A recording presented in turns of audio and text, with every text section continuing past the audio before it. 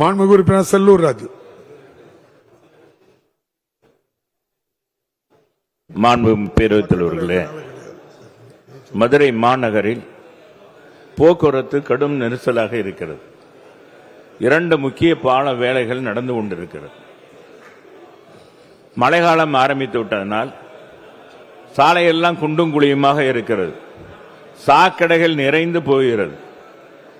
இந்த முல்லை பெரியார் கூட்டு குடிநீர் திட்டம் தொடங்கப்பட்டிருக்கிறதுனால அது பரிச்சாத்த முறையில் நடவடிக்கை எடுக்கிறதுனால பார்த்தீங்கன்னா தண்ணி ஆறாக போயிட்டு இருக்கு. மக்கள் சர்க்கஸில் பயணிக்கிற மாதிரி, மதுரை மக்கள் சர்க்கஸில் பயணிக்கிற மாதிரி போக வேண்டியிருக்கு. அமைச்சர் அவர்கள் இந்த பால வேலையை துரிதமாக முடித்து இந்த போக்குவரத்து நெரிசலுக்கு என்ன முடிவு எடுக்க போறார், என்ன ஏற்கனவே சொல்லியிருந்தாங்க. அமைச்சர் அவர்கள் உறுதிமொழி கொடுத்திருந்தாங்க.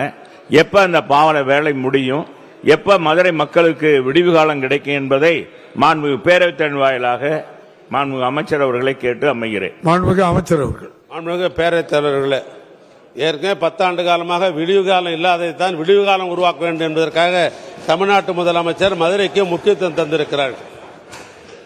ஏன்னா நம்முடைய அன்பு சகோதரர் நம்முடைய செல்லூர் ராஜு அவர்கள் அமைச்சராக இருந்தவர், நகரப்பகுதியை சார்ந்தவர். இன்னும் சொல்ல போன முறை போகிற பொழுது அவர் வீட்டுக்கே போனோன்னு அவர் வீட்டுக்கே போனேன். அப்புறம் போனால் அவர் எங்கேயோ பங்களா கட்டின்னு எங்கேயோ ஃபார்ம் ஹவுஸில் இருக்கிறாருன்னு சொல்லிட்டாங்க. ஏன்னா அந்த கோரிப்பாளையத்தை பொறுத்தளவுக்கு எனக்கு வீட்டுக்கு போகிறது வர்றதுக்கு சங்கடமாக இருக்குதுன்னு என்கிட்ட தொலைபேசியில் சொன்னார். ஒரு அமைச்சராக இருந்தவராச்சே, சங்கடப்படக்கூடாது, அது போகிறதுக்கு என்ன வழி பண்ணலான்றதுக்கு நான் போனேன். கால நேரத்தில் வாக்கிங் டைம்லேயே நானும் நம்முடைய மூர்த்தி அமைச்சரும் தளபதி 3 பேரும் தான் போனோம். அங்கே போய் பார்த்துட்டு வந்தோம். இப்போ இந்த பாலம் என்பது நீண்ட நாள் 100 ஆண்டு காலமாக கேட்டது. அங்கே பல பிரச்சனைகள். அழகரங்கிறது ஆற்றுல இறங்குற பொழுது மண்டகப்படி இருக்கிறது, அங்கே பாலம் கட்ட முடியாது என்று ஒரு பகுதி. இன்னொன்று நாம் வணக்கத்திற்குரிய நம்ம வணங்குகிற தேவர் திருமகனுடைய சிலை ஒரு பகுதி, அதுக்கு ஒரு குழு. இவைகளெல்லாம் பலமுறை கூட்டி நானே நேரடியாக பேசி பலமுறை பேசி மண்டகப்படியினுடைய அதனுடைய உரிமையாளர்கள்லாம் பேசி அவர்களை சரி செய்து, அதே போன்று நம்முடைய வணக்கத்திற்குரிய தேவர் சிலையை வைத்து அவர் அதையும் அந்த குழுவிலெல்லாம் பேசி இந்த கோரிப்பாளையம் பாளையம் என்பது கட்டுவது என்று முடிவு செய்யப்பட்டு முதலமைச்சருடைய திருக்கரத்தால் அதுக்கு அடிகோல் விழாவும் நடத்தப்பட்டு அந்த பாலம் நடைபெற்றுக் கொண்டிருக்கிறது.